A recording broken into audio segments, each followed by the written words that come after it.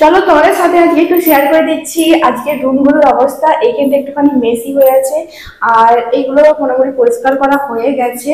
আর চলো, এই রুমটাতে সাজগোজ করা হবে, প্লাস বাসর করা হবে। আর একটু মেসি হয়ে আছে, ম্যানেজ করে নাও, বিয়ে বাড়ি যেহেতু। আর দিস ইজ মাই প্যাকিং, আমি এই জিনিসপত্রগুলো নিয়ে যাচ্ছি, আর ব্যাগটাও প্যাক করা হয়ে গেছে। আর চলো, দেখতে দেখতে বিয়ের দিন সকাল কিন্তু উপস্থিত হয়েই গেল। আর এই দেখো, আমাদের বাড়ি থেকে এই তত্ত্বগুলো আমরা সাজিয়েছি। আমি আর একটা বোনের সহযোগিতায় এই তত্ত্বগুলো বেশ কয়েকদিনের পরিশ্রমে আমরা সাজিয়েছি। সত্যি কথা বলতে তত্ত্ব সাজানো সত্যিই খুব কঠিন কাজ। আর তারপর এই পুতুলটা সাজিয়েছি, দেখো কত সুন্দর লাগছে, আর পুরো চকলেট দিয়েই ছিল।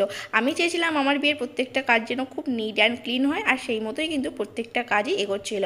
তারপর গায়ে হলুদে বসে গেছিলাম ফটোশ্যুটের পরে। আর গায়ে হলুদের সময় অনেক ফটো তোলা হয়েছে। আর তখন আর কি চলছিল শাঁখা পরানো, যেটা আমাদের বাড়িতেই হয়েছিল, যেটা আমার জেঠিমণি আর মাসিমণি মিলে আমাকে শাঁখাটা পরিয়েছিল। আর গায়ে হলুদের লুকটা কেমন লাগছে অবশ্যই জানিও।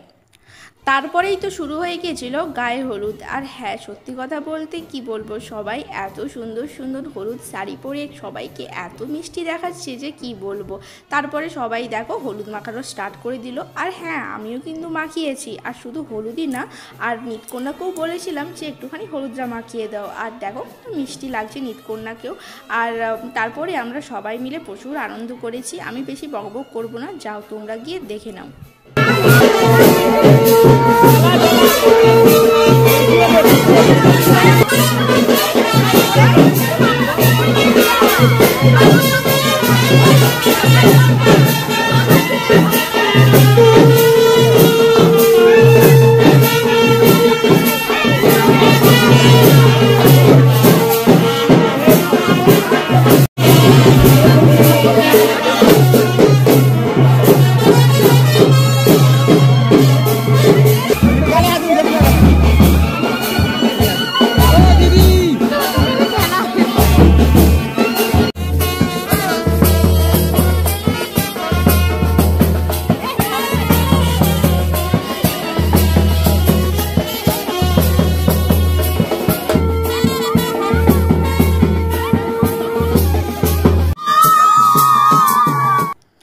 দেখলে তো যে কতটা আমরা সবাই মিলে আনন্দ করেছি। এখন মা করছে গঙ্গা পুজো, তারপরে আর কি আমি গায়ে হলুদের স্নানটা সারবো। আর সত্যি কথা বলতে তখন এতটা ঠান্ডা ছিল, এই পুকুরে স্নান করাটা নিয়ে তো আমি বেশ 2-3 দিন ধরে আমি চাপে ছিলাম। আর কি বলবো, সব কিছুই ওপরবেলার দয়ায় বা কৃপায় বলতে পারো, ঠিকঠাকভাবেই এগোচ্ছিল।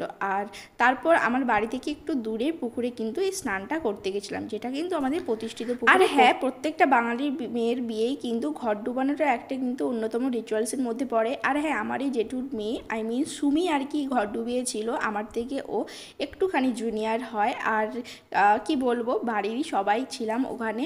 আর স্নান করতে সত্যি কথা বলতে আমার আর ওর দুজনেরই এত ঠান্ডা লেগে গেছিলো যে কি বলবো, ওকেও আর কি পুকুরে ডুব দিতে হয়েছিল।